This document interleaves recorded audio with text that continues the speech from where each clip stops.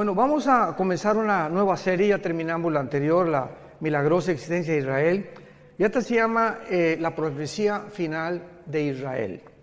La profecía final de Israel, ¿a qué me refiero? A la profecía de las 70 semanas de Daniel. Abran sus Biblias, Daniel capítulo 9, 24 en adelante. Es muy importante, estando en Israel, que ustedes adquieran un mayor conocimiento, porque desde el Bereshit, apúntalo, Génesis es Bereshit, Bereshit con B grande en el hebreo, hasta el Apocalipsis. Ya el Apocalipsis pues ya está en griego, pero desde el Génesis hasta el Apocalipsis está Israel. Comienza Israel, ¿verdad?, cuando Dios llama a Abraham, y termina el Apocalipsis con 280 citas del Antiguo Testamento. Entonces es lógico que un cristiano que ha entrado a este libro maravilloso, porque Cristo fue judío, la primera iglesia fue judía, los apóstoles eran judíos y nos han dejado un legado a nosotros, los gentiles, para que nosotros podamos aprender de ellos lo que nos dejaron escrito y que podamos entender no solamente su cultura, sus costumbres. Ahora que están aquí, les aseguro, en Israel vas a comenzar a leer la Biblia de una forma diferente.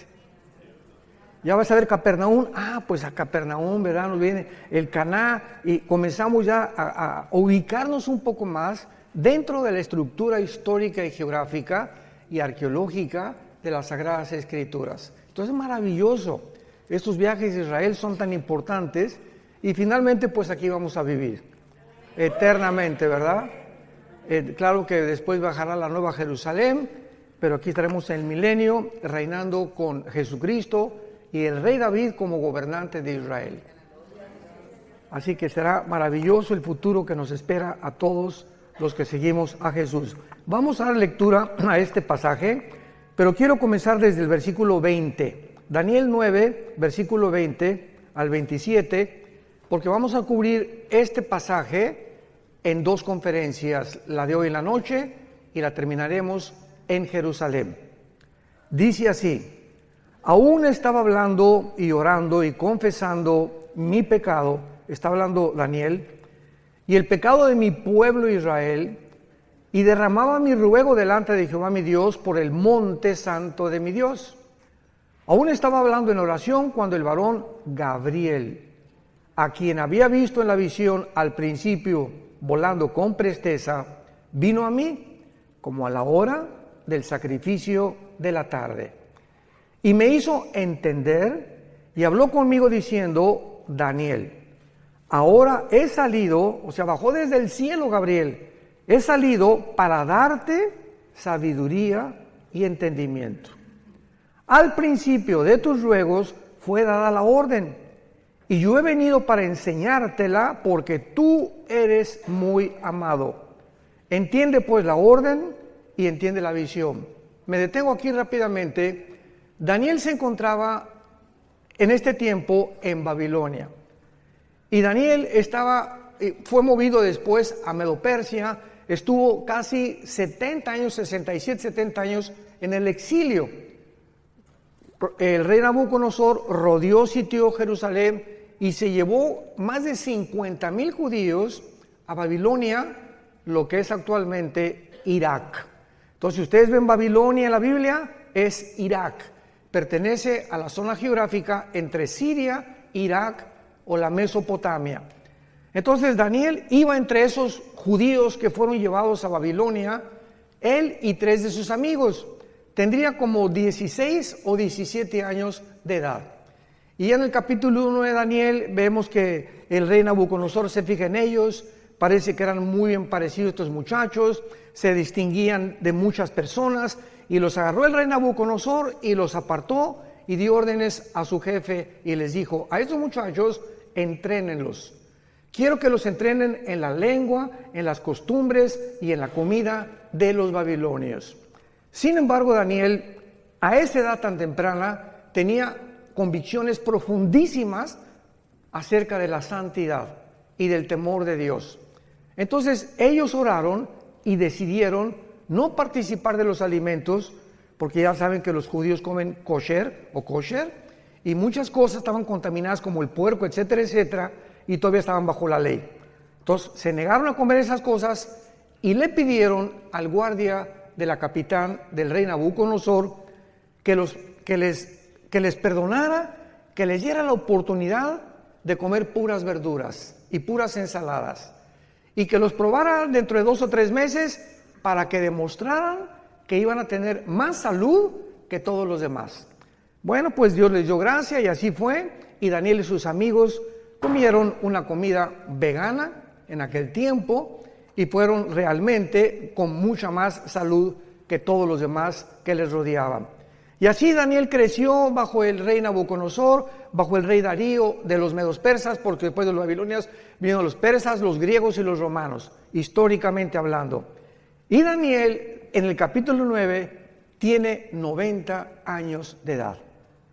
Abordamos ya el final de su vida y Daniel se da cuenta, vayamos rápidamente al libro de Jeremías, capítulo 25, comienza a estudiar Daniel Jeremías y descubre algo que comienza a conmover las más profundas fibras de su alma.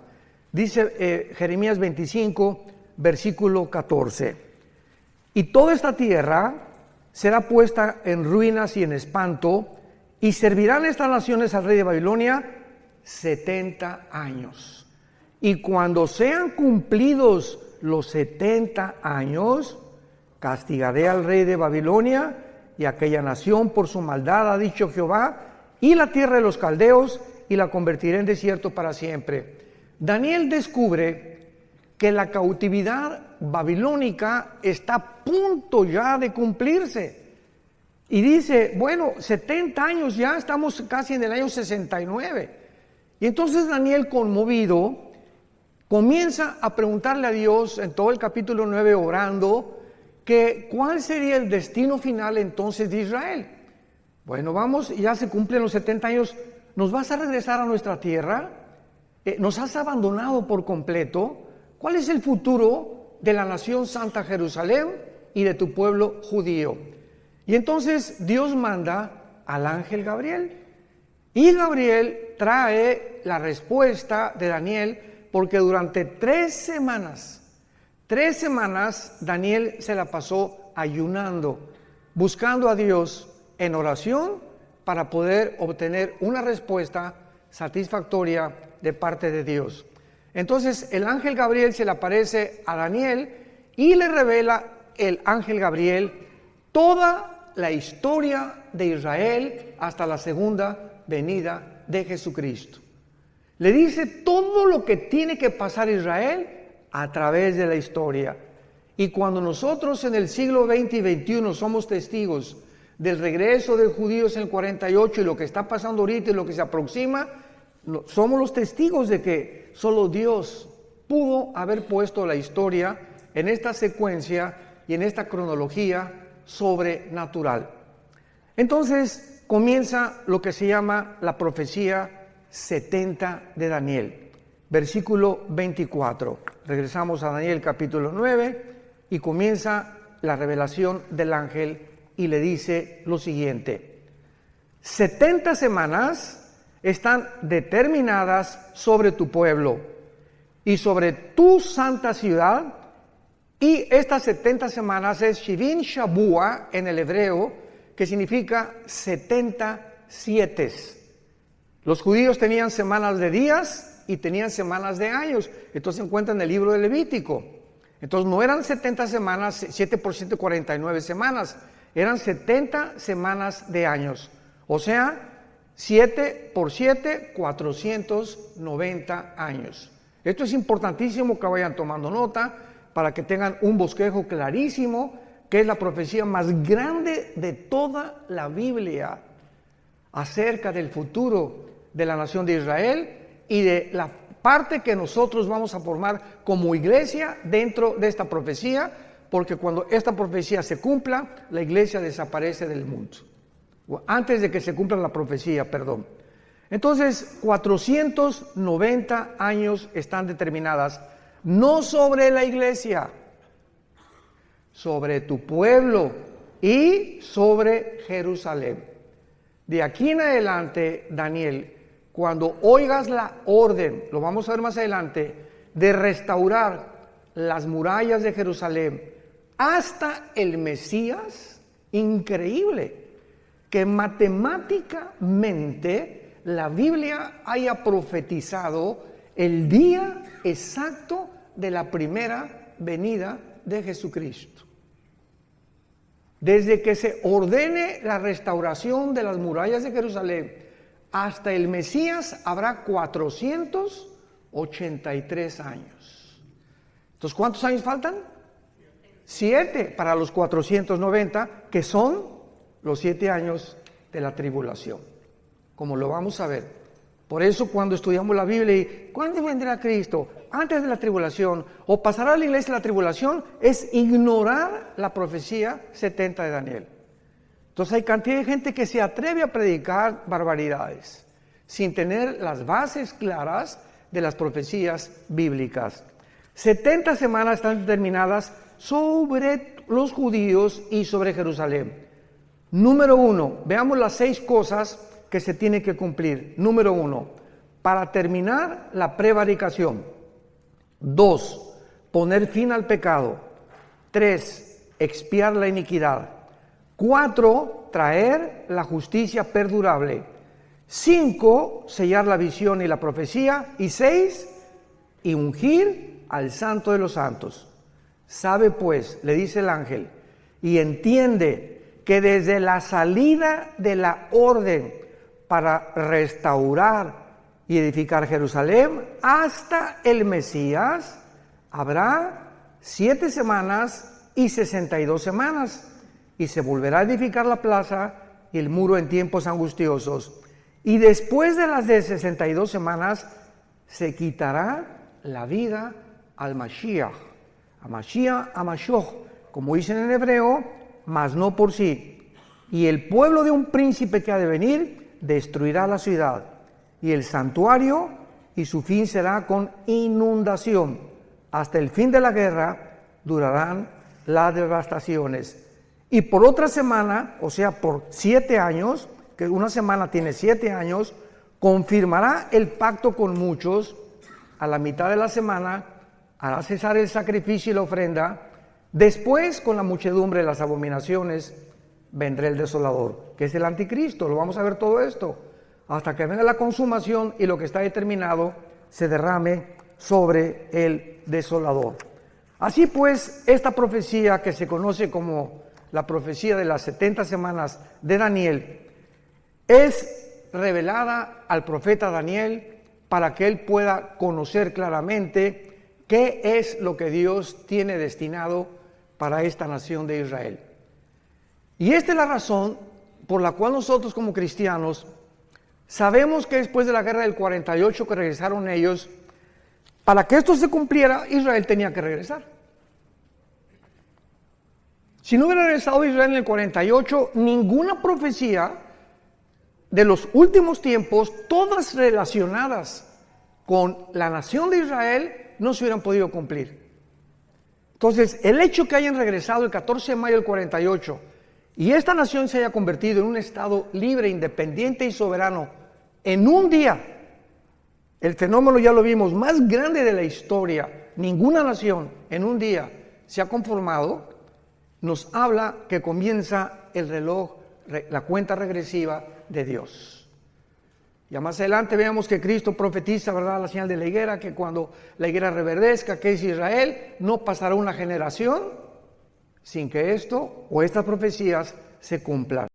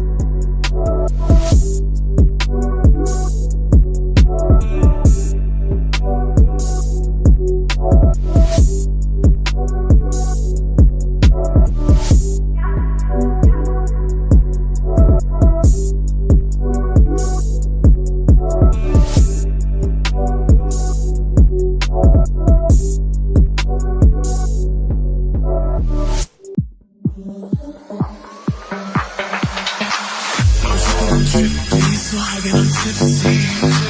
I'm dripping, I'm drippy, it's starting to hit me. I'm dripping, I'm drippy, it's raining, it's drippy. I'm dripping, I'm drippy, it's starting to hit me. I'm dripping, I'm drippy, I'm drippy.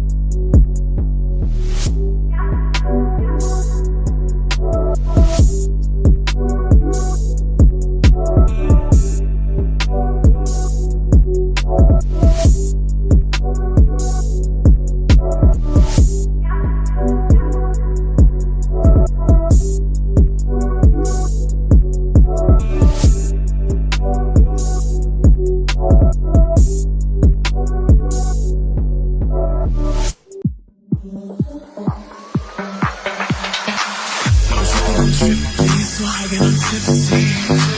I'm dripping, I'm drippy, it's starting to hit me.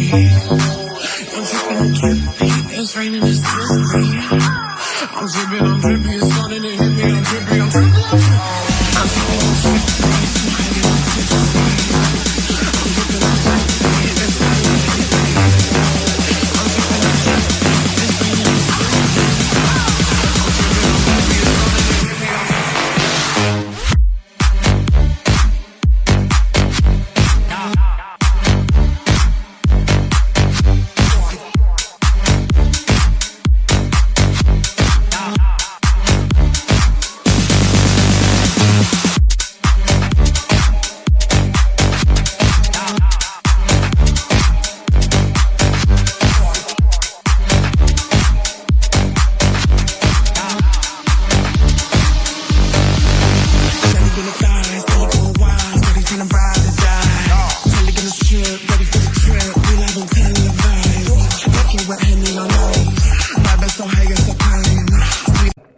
Muy bien.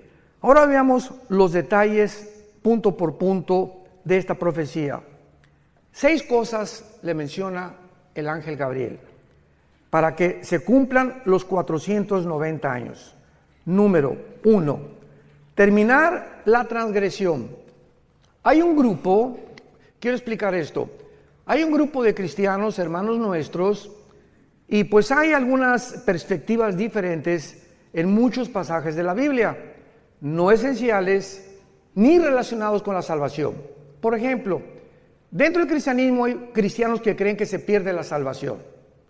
Y si tú crees que se pierde la salvación y yo no creo que se pierda la salvación, es una doctrina no esencial, aunque va a detener el desarrollo de tu comprensión de muchas cosas, pero nos vamos a ver en el cielo. Finalmente, ¿no? Hay cristianos que creen que todos tienen que hablar en lenguas. Y otros que no, que el don de lenguas es para ciertas personas. Y si tú sigues creyendo eso, digo, vuelvo a repetirte, ¿no? vas a tener que algún día recuperar la razón y entender que no es así, porque es clarísima 1 Corintios 12, que Dios reparte en particular como Él quiere, ¿no? Pero nos vamos a ver en el cielo también, de todas maneras.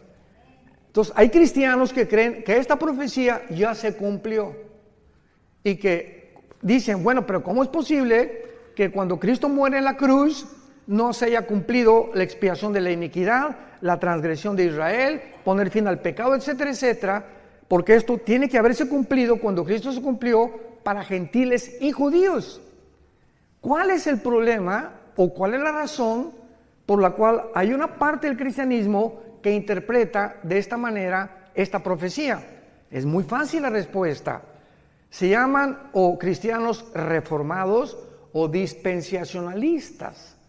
Entonces, el dispensacionalismo, la palabra dispensación significa administración o la economía de Dios para poder administrar las diferentes fases de las épocas de toda la Biblia, desde Adán hasta la segunda venida de Cristo. Entonces, estos hermanos enseñan claramente de que Israel ya pasó, que ya Dios no tiene nada que ver con Israel, que llegó a la iglesia y la iglesia tomó el lugar de Israel, y que la iglesia va a reinar y va a vencer el mal antes de que Cristo venga, y que va a haber una gran Argentina para Cristo, no sé cuándo han oído eso, México para Cristo, España para Cristo. La Biblia no habla de ningún avivamiento mundial antes que venga Cristo. Los avivamientos que va a haber antes que venga Cristo, el arrebatamiento, van a ser como el de Asbury. Hace poco vieron ustedes en Kentucky, ¿no? Que una iglesia comenzaron los muchachos sin ninguna expectativa de nada, comenzaron a cantar la guitarra y comenzó un espíritu, cayeron al suelo los muchachos, llore y llore, no hubo manifestaciones de nada, ni locuras de nada, y las muchachas, y comenzaron a arrepentirse y a pedirle perdón a Dios por los pecados, y duró como casi un mes, y la gente del mundo estaba absorta, asombrada de que miles de muchachos estaban pidiéndole a Dios y consagrándose a Cristo sin ningún mensaje de exhortación de ningún pastor. Fue una obra completamente del Espíritu Santo. Ese es un avivamiento. Entonces, así como sucedió ahí, va a suceder en pequeñas iglesias en el mundo. Hay un remanente en todas las iglesias, hay un remanente de verdaderos cristianos santos y que siguen a Jesucristo.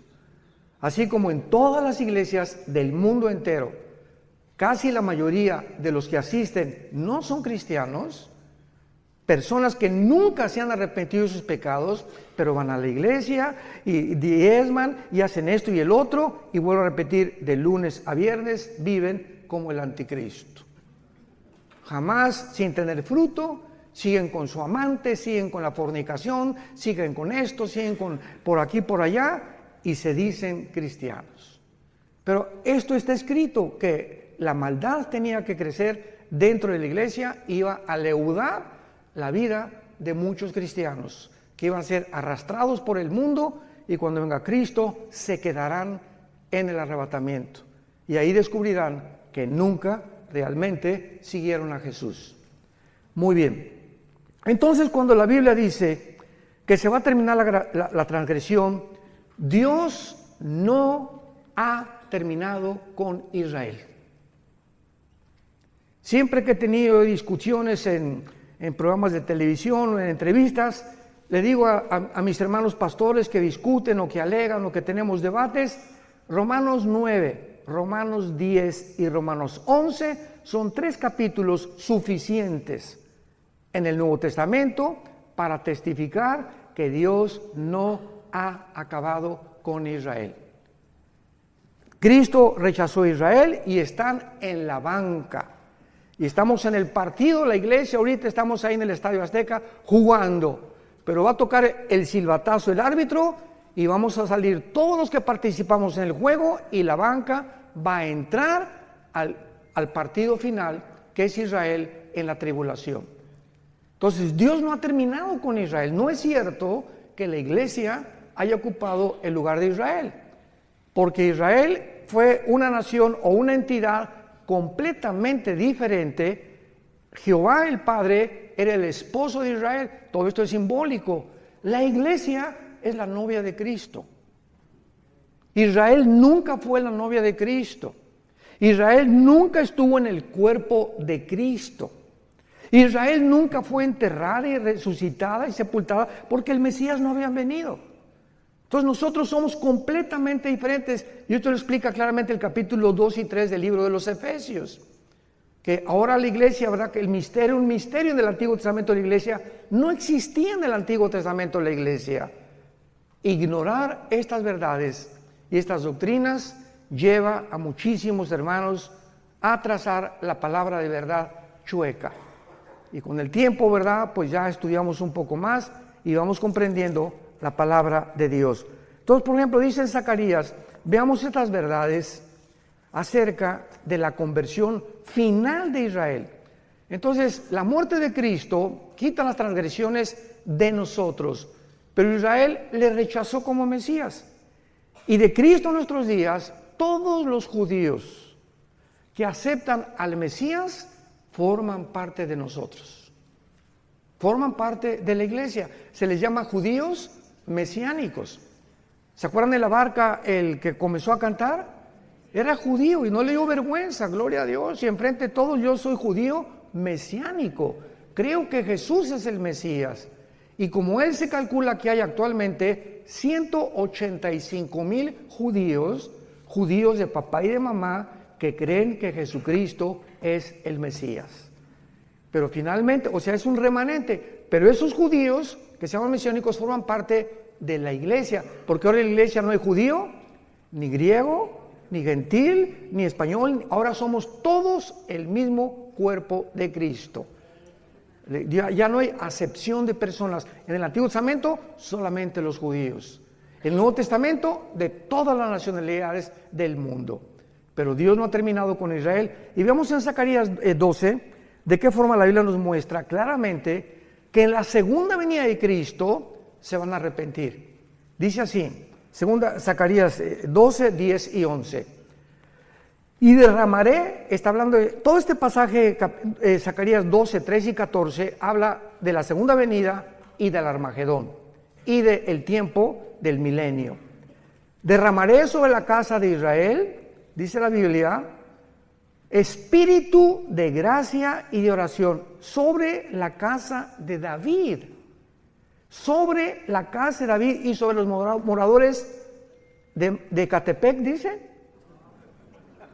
No, ¿verdad? Ni de Toluca. Sobre los moradores de Jerusalén. Espíritu de gracia y oración, y mirarán a mí, a quien traspasaron, y librarán y llorarán como llora por hijo unigénito, afligiéndose por él como quien se aflige por el primogénito. Esto no ha sucedido por el amor de Dios.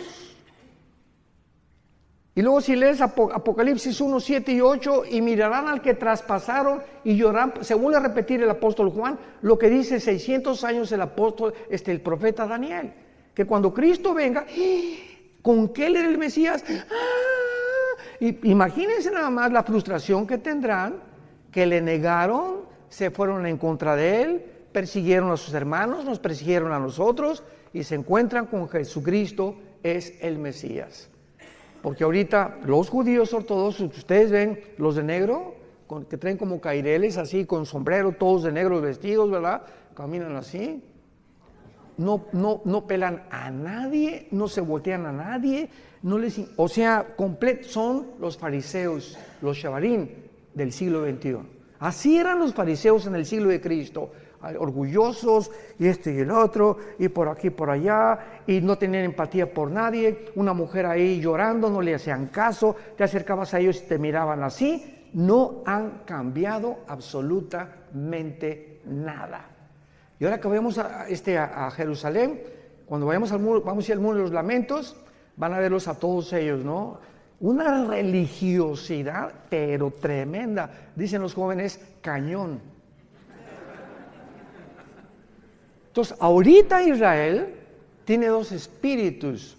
El espíritu de una religiosidad asfixiante y un libertinaje sexual como jamás había existido. Tel Aviv, capital de los gays del mundo entero. Estaba en Madrid el año pasado, ya se cambió a Tel Aviv. Y bíblicamente va a ser la última capital de ellos, porque Apocalipsis 11 habla y dice, Jerusalén será como Sodoma y Gomorra. Fíjense, nada más hace 2000 años se profetizó en Apocalipsis que llegaría el tiempo en que se convertiría como Sodoma y como Egipto. Y ya lo estamos viendo con nuestros propios ojos. Muy bien. Y dice el capítulo 13 de también Zacarías, versículo 1, y en aquel tiempo, está hablando el mismo tiempo cuando venga el Mesías, habrá un manantial abierto para la casa de David y para los habitantes de Jerusalén, para la purificación del pecado y de la inmundicia. Hasta que venga Jesucristo en la tribulación, van a ser purificados, van a enfrentarse con la limpieza de sus pecados. Es la primera condición de la profecía de Daniel, terminar la prevaricación.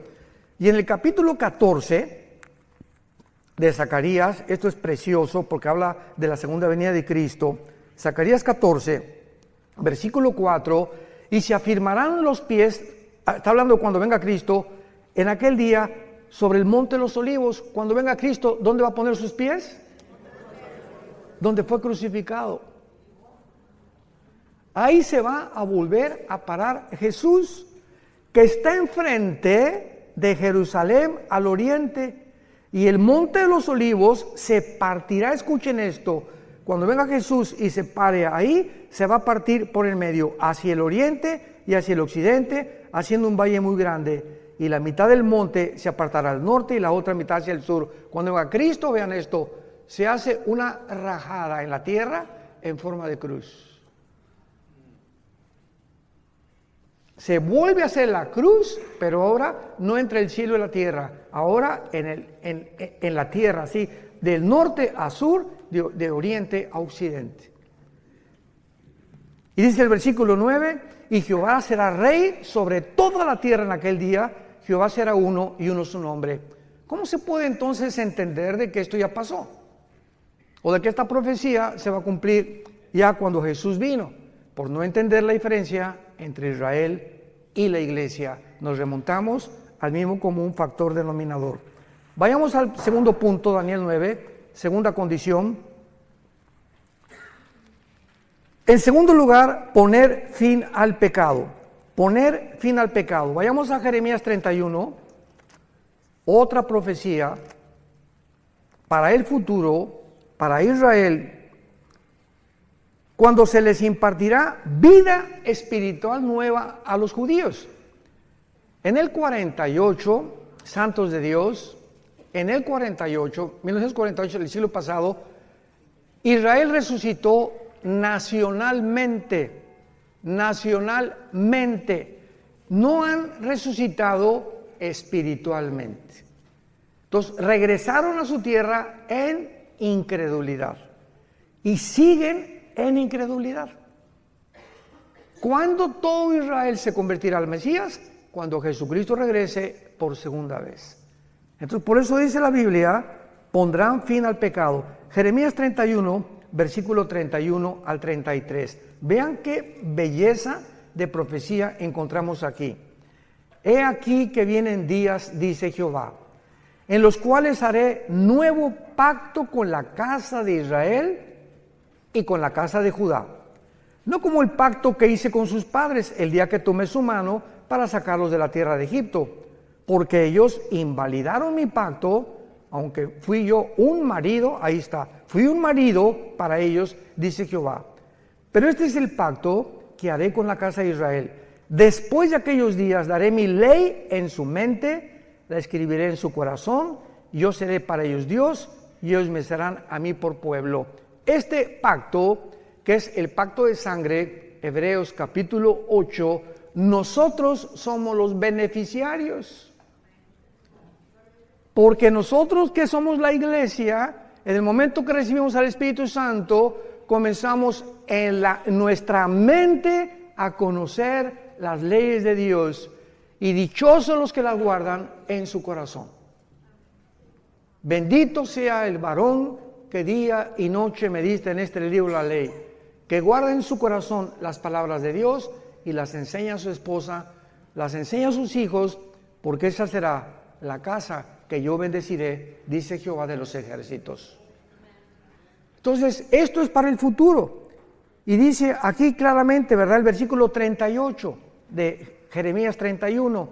Vienen días, dice Jehová, en que la ciudad será edificada a Jehová desde la tierra de Janael hasta la puerta del ángulo. Y saldrá más allá del cordel la medida, el collado de Gareb, y rodeará toda lo que es Goa. Y todas estas regiones actualmente no han sido ni restauradas ni reedificadas, como lo será en la segunda venida de Jesucristo. Número 3, Daniel 9, 24 al 27, para expiar la iniquidad, apuntando hacia la muerte de Cristo, que Él hizo en la cruz. ¿Qué cosa? ¿Qué fue la muerte de Cristo? Expiatoria. ¿Qué significa expiatoria? Sacrificial. Cristo muere en la cruz y Él se sacrifica. Tú y yo teníamos que morir. Tú y yo hemos pecado. ¿Qué vas a hacer con tus pecados? Bueno, hermano, pues soy religioso y bueno, entonces Dios hubiera dicho, miren mis chamaquitos, todas las iglesias y todas las religiones van a llevar a Dios. Y cada quien con su religión y no hay ningún problema, nos vemos en el cielo. ¿Por qué no hizo Dios eso? ¿Por qué tenía su unigénito hijo que morir en una cruz? Si todas las religiones salvan y hay otro camino fuera de Cristo al cielo, la muerte de Cristo fue un desperdicio. ¿Para qué Cristo tuvo que morir? Hubiera dicho, Señor, pues hagan todos mejor, hagan buenas obras, pórtense bien, y den sus diezmos, sus ofrendas, y respeta a tu esposo, y nos vemos en el cielo. Y cuando estaba en Getsemaní, Jesucristo comenzó la pasión, cayó de rodillas, y comenzó lo que se llama la hematodrosis, científicamente, que es cuando los capilaridades de la sangre se rompen por una presión externa que experimentó Cristo. Ahora vamos a ir a Getsemaní, y es curioso que la palabra Getsemaní significa el aceite prensado. Es lo que significa Getsemaní en el hebreo, aceite prensado. Y ahí comienza Cristo a ser prensado, apretado, y sale la sangre. Y Jesús grita, Padre, si es posible, ¿habrá otra forma en la que puedas perdonar a la raza humana? ¿Por qué no les dice nada más que se portan bien, Señor? Que cada quien tenga su religión y todo. 3 veces Cristo dijo, Señor, si es posible, pasa de mí esta copa. ¿Cuál era el temor de Jesús? ¿Los clavos?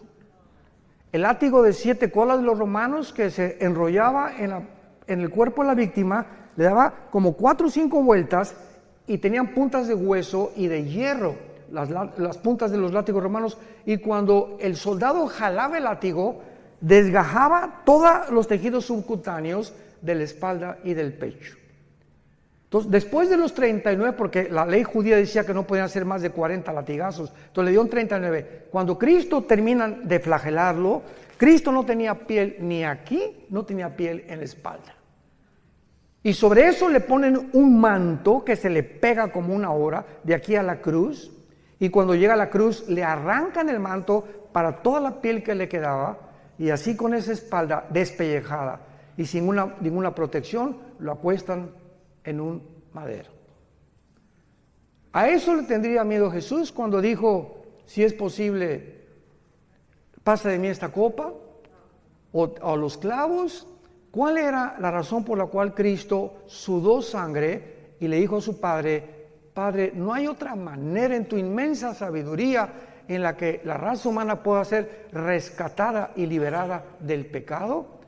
Cristo sufrió y experimentó en la cruz lo más terrible que pudo haber sucedido físicamente. En la cruz el Padre abandonó al Hijo. Elí, Elí, lama sabactani, gritó en arameo. Dios mío, ¿por qué me has desamparado? Algo sucedió misterioso en la cruz, que el Padre deja al Hijo solo. Nunca en toda la eternidad había sucedido esto: que el padre se separara de su hijo. Y el hijo en ese momento, cuando nuestros pecados, tus pecados y mis pecados, fueron puestos en el cuerpo de Cristo, el padre no podía estar en él, no podía siquiera estar junto a él. Y ahí lo dejó que llevara los pecados y que muriera en la cruz completamente abandonado. Sin embargo, ¿saben por qué lo hizo? Al hijo no lo perdonó para perdonarnos a nosotros. Lo que él pagó y lo que nosotros merecíamos, lo puso sobre su hijo. Y a nosotros sí nos perdonó. Y estará con nosotros para siempre, porque de tal manera. ¿Ya entiendes ahora el versículo Juan 3:16? Porque de tal manera. No hay otras palabras del Espíritu Santo, de tal manera. No se puede pronunciar lo que sucedió. De tal manera nos amó Dios. Tan grande, no hay palabras para escribir, que Dios amó al mundo, que nos dio a su Hijo unigénito, para que cualquiera de ustedes que crea en Él no se pierda, mas tenga la vida eterna. Y Dios muestra su amor para con nosotros en que, siendo pecadores, o sea, ahí está el chanclas y el pitirijas, cuijas, borracho, un homosexual, una lesbiana, borracho, parrandero y jugador. Y vean ustedes, esta es la cruz. Y aquí está el pitirijas y el chanclas, ¿verdad? ¿Y cuál es el pensamiento de nosotros?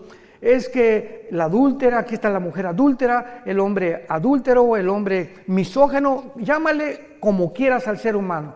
Y el ser humano piensa que antes de acercarse a Dios, tenemos que dejar de ser borrachos, tengo que dejar de ser adúltero, tengo que dejar de ser alcohol. Tenemos que dejar de pecar y entonces venimos a Dios y nos acepta. Y la Biblia dice, ven cómo estás.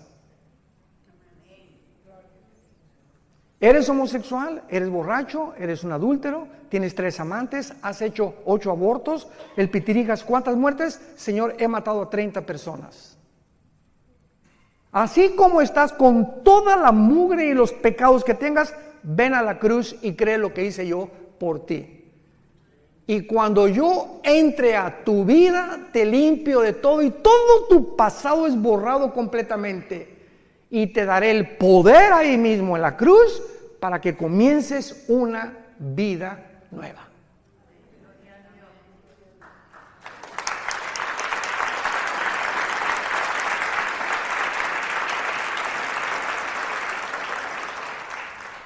¿Saben ustedes cuál es la palabra que no se encuentra en ninguna religión?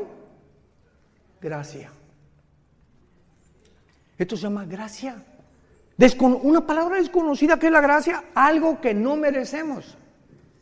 Hace muchos años, en el 85-86, cuando el general Arturo Durazo era jefe de la Policía Metropolitana, mi hijo Alan, venía un helicóptero por nosotros porque me iban al hangar presidencial.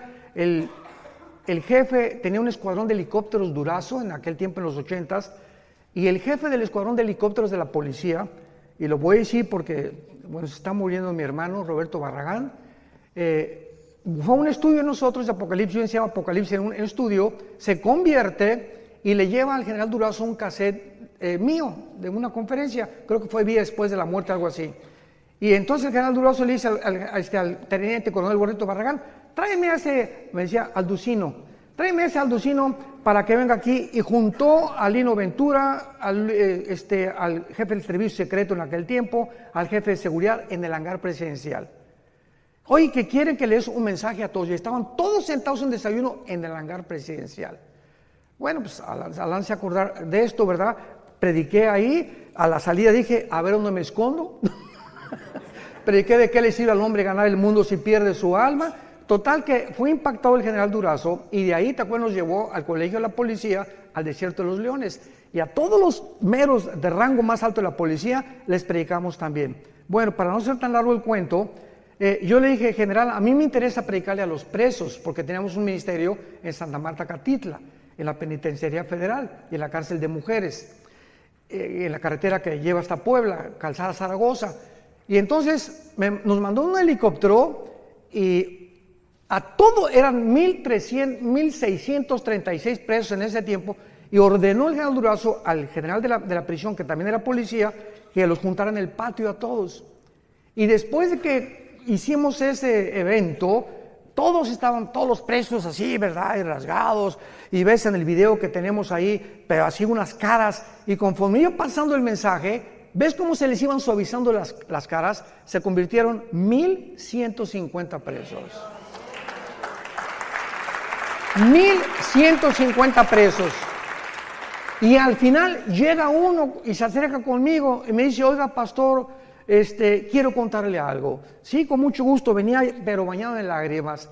Y me dice: fíjese que yo estoy aquí en la prisión por un asesinato. Yo soy gatillero a sueldo de Veracruz, donde dicen que la vida no vale nada. Y me mandaron, desde los 12 años me contrataron para matar personas. Desde los 12 años. Y yo llevo hasta ahorita 27 asesinatos. Vine hace algunos meses a México, comisionado para matar a un político, y en el periférico se me atravesó alguien, saqué la 38 y lo maté. Por ese asesinato me agarraron y estoy aquí en la cárcel, no por los otros 27 que yo debo. ¿Usted cree que Dios me puede perdonar? Y le dije: si tus pecados fueren como el carbón, como la blanca lana, vendrán a ser. Eres hijo de Dios y todo tu pasado está borrado. ¿Y saben qué es lo que pasa? Que los fariseos dicen: ay, sí, qué fácil. No, pues ¿sabes una cosa? Contéstale: no fue así de fácil. Al Hijo de Dios le costó su vida en una cruz.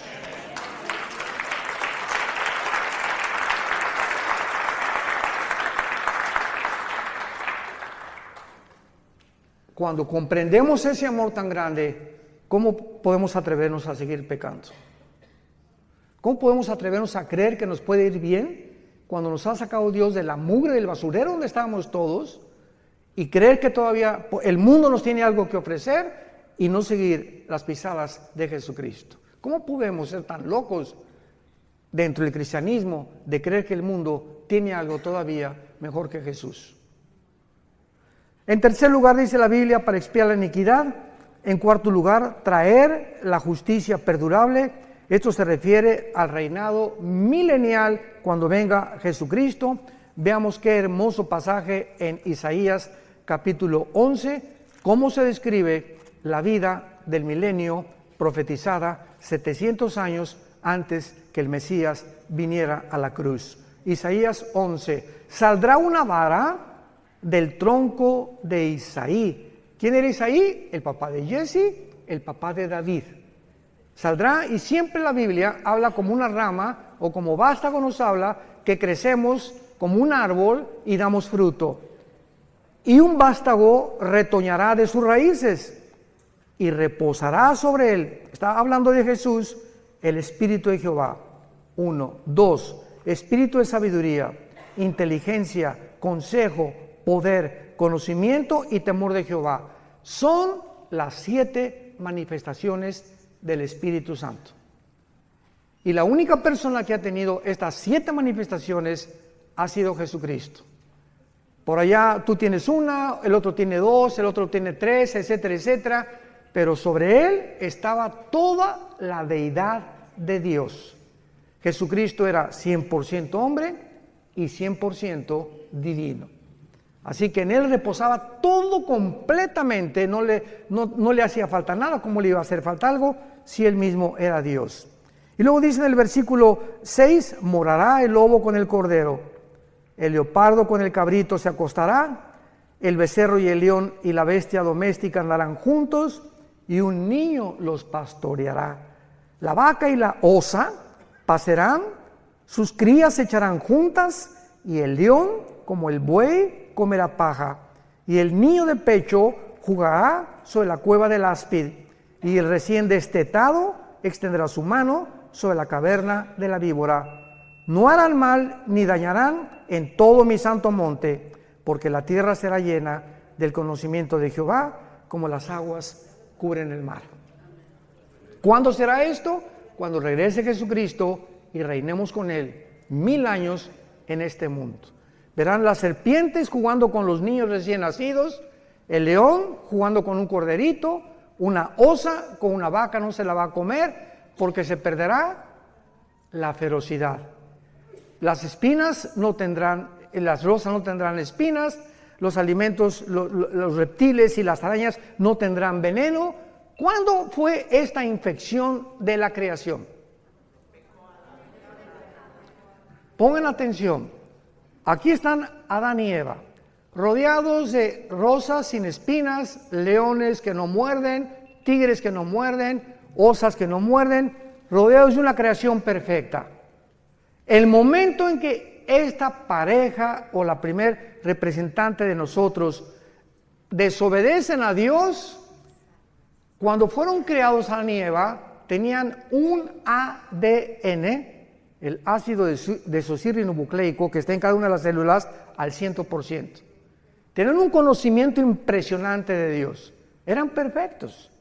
Y en el momento que pecan ellos, se reduce nuestra ADN casi un 90%. Decía Alberto Einstein que él creía que aproximadamente el ser humano tiene una capacidad intelectual, o el IQ, como le llaman, el coeficiente intelectual, desarrollado hasta un 8 y muy difícil un 10%.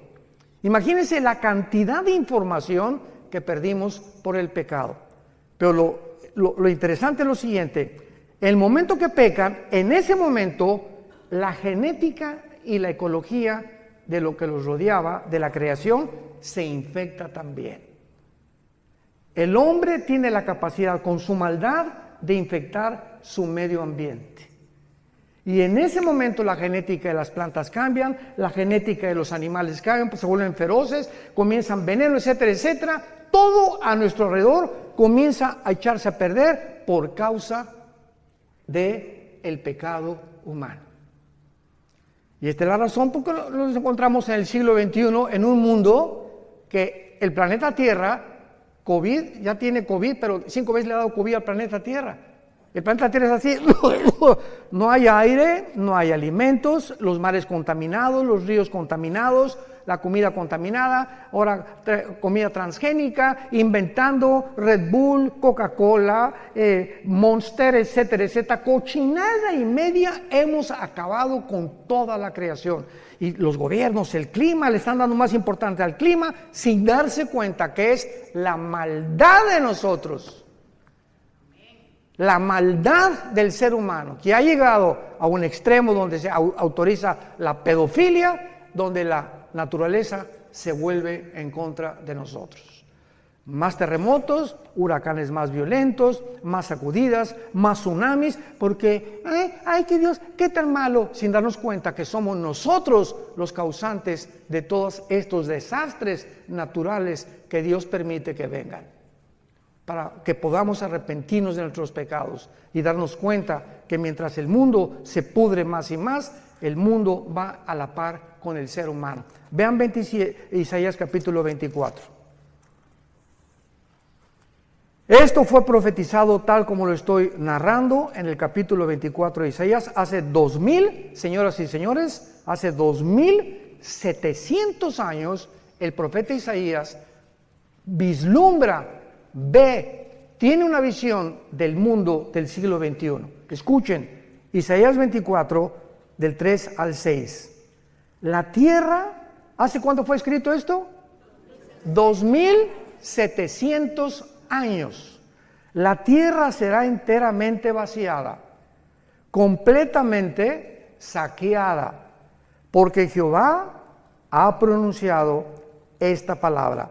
Se destruyó, cayó la tierra, enfermó, cayó el mundo, enfermaron los altos pueblos de la tierra, y la tierra se contaminó bajo sus moradores. ¿Por qué? Porque traspasaron las leyes, falsearon el derecho y quebrantaron el pacto sempiterno. Por esta causa, la maldición consumió la tierra. Sus moradores fueron asolados, por esta causa fueron consumidos los habitantes de la tierra y disminuyeron los hombres. Versículo 19, será quebrantado la tierra, desmenuzada enteramente. De gran manera la tierra será conmovida. Temblará la tierra como un ebrio, será removida como una choza y se agravará sobre ella su pecado y caerá, y nunca más se levantará. Acontecerá en aquel día que Jehová castigará al ejército de los cielos en lo alto y a los reyes de la tierra sobre la tierra. Y serán amontonados como se amontonan los encarcelados en mazmorra, y en prisión quedarán encerrados y serán castigados después de muchos días. La luna se avergonzará, el sol se confundirá cuando Jehová de los ejércitos reine en el monte de Sión y de Jerusalén, y delante de sus ancianos sea glorioso. 3 razones se mencionan por los cuales el mundo caería. Número 1, hemos falseado el derecho. Cuando Dios nos creó, marcó una línea y dice el Señor: no cruces esa línea, no cruces el alto. Cuando se prenda la luz amarilla, detente, porque si te pasa la luz amarilla, tienes probabilidades de causar un accidente, lastimarte tú y tu familia. De la misma forma, hay leyes espirituales. Nunca tengas sexo fuera del matrimonio. No cometerás inmoralidad. No desearás la mujer de tu prójimo. No fornicarás. No cometerás adulterio. El sexo fue diseñado dentro de la dimensión del matrimonio, nada más. Nunca fuera del matrimonio. Respeta a tus hijos, enseña a tus amigos. Y estas líneas de la ética y de la moral las hemos traspasado como nunca en el siglo XXI, donde nos atrevemos a decir que hay más de 2 géneros y autorizar la pedofilia y bueno, tantas cosas que estamos viendo a nuestro alrededor. Hemos falseado el derecho. Número 2, dice la Biblia, quebrantaron el pacto sempiterno. ¿Cuál es el pacto sempiterno? El matrimonio. Es la institución más santa, más sagrada que existe desde el principio de la Biblia hasta el final de la Biblia. El matrimonio es la base, el bastión de toda sociedad. Matrimonios deshechos y perseguidos, la sociedad se tiene que desmoronar, como lo estamos viendo actualmente alrededor del mundo. Divorcios al por mayor.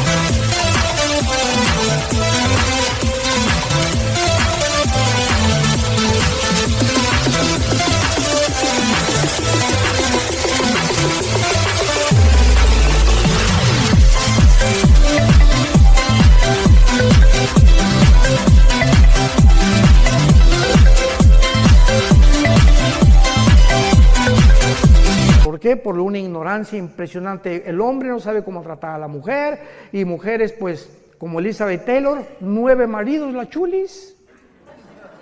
La mujer más bonita del siglo XX, 9 maridos. ¿Por qué? Porque pues Pepe no me gustó, Jorge no me cumplió el cargo que yo quería, y Calandrio tampoco me hizo esto, y el otro no me hace los huevos como lo hacía mi mamá, y busque en los hombres la felicidad. Ahí está la mujer samaritana, 5 maridos, ¿se acuerdan?